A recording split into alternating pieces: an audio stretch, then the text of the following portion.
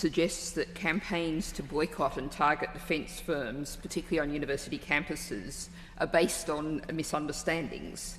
Would the Noble Lord the Minister acknowledge that the campaigns occur in the context of British arms sales to dubious and worse regimes around the world?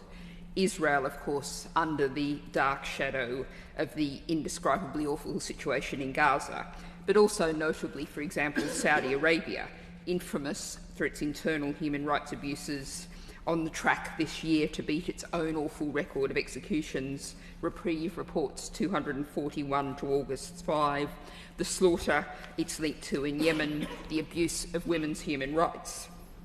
And yet, in the first 3 months of the Labour government, £1.65 billion of arms exports to Saudi Arabia were approved. Would the Noble Lord agree that there will continue to be resistance while ever such sales occur? Let me say this in answering the general sort of answer to the variety of points that the Noble Baroness made.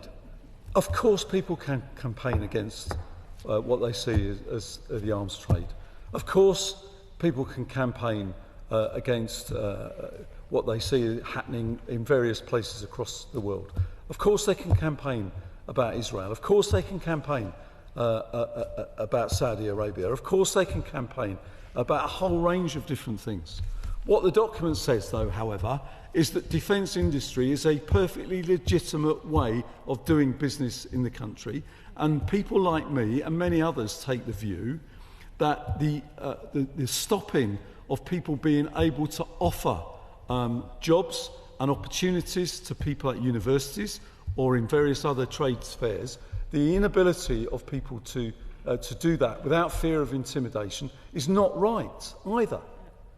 And so it's a dual responsibility. I perfectly accept, as long as the Noble Baroness conforms to the law, or anybody else conforms to the law, and is non-violent, they can protest. And they can protest against, as we saw, although some went beyond, at DSEI every year there are protesters. They're perfectly entitled to protest, as long as they keep to the law.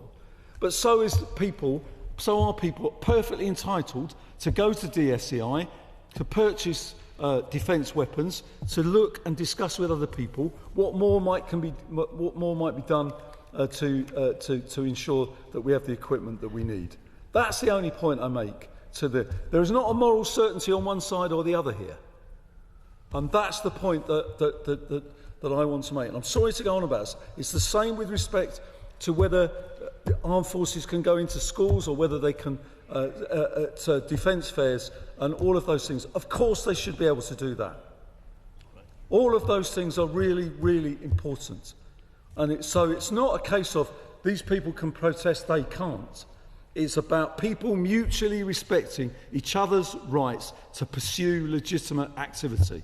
So I respect the Noble Baroness's right and others, many others, to protest against what I stand for and what I say.